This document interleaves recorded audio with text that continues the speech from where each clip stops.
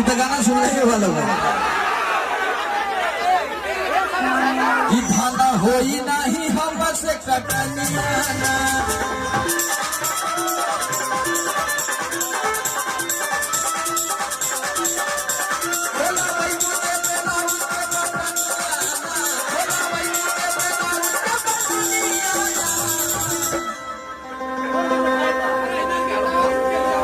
के हटाई तो ही हटावा तो ही सटावा।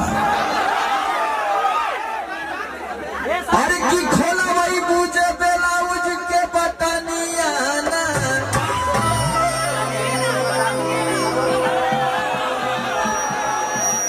ना बटन तो डोरी है ना, इतना तक मतलब देखा हुआ कि नहीं बटन है कि डोरी है।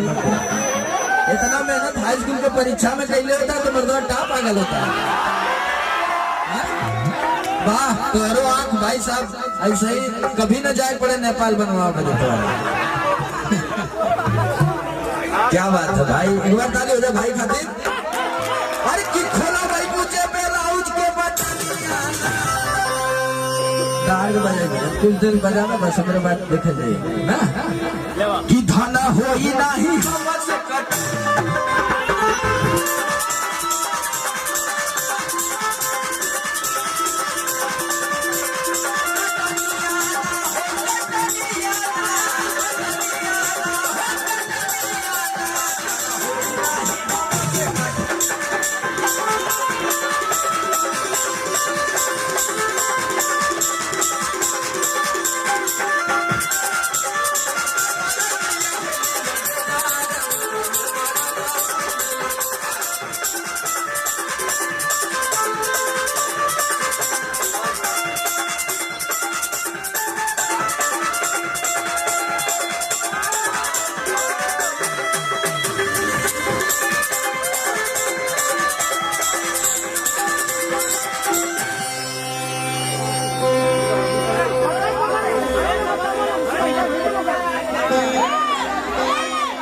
एक बारी बारी सोई के कट्टा कुल एक में कुल मिला।